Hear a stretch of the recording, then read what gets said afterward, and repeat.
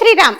మనకి మారేడు వృక్షం అనగానే చాలా గొప్పనైనటువంటి భావన కలుగుతుంది. నిజానికి అంతటి శక్తి ఆ వృక్షం పొంది ఉండడానికి కారణము మహాలక్ష్మి యొక్క కుడి చేతి నుంచి ఆ మారేడు చెట్టుని ఆ తల్లి ఉద్భవింప చేసింది.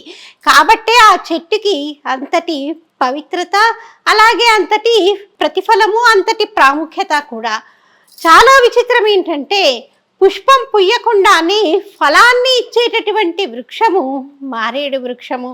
ప్రతి ఇంటా కూడా మారేడు వృక్షాన్ని మనం పెంచుకున్నట్లయితే ఆ ఫలితం అంతా ఇంత కాదండి. ఆ చెట్టు నుంచి వచ్చేటటువంటి గాలి పీల్చటం ద్వారా కూడా మనం విశేషమైనటువంటి స్థితిని పొందుతాము.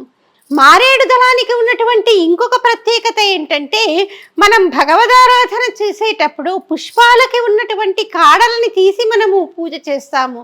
కానీ మారేడు దళానికి దళాలతో ఈనెలతో ఉన్నటువంటి ఆకులనే మనము శివ పూజకి, విష్ణువు పూజకి, ఏ దేవతారాధనకైనా కూడా ఉపయోగిస్తాం. అంతటి చక్కటి ఫలితాన్ని అనుగ్రహించేటటువంటి వృక్షము మారేడు చెట్టు.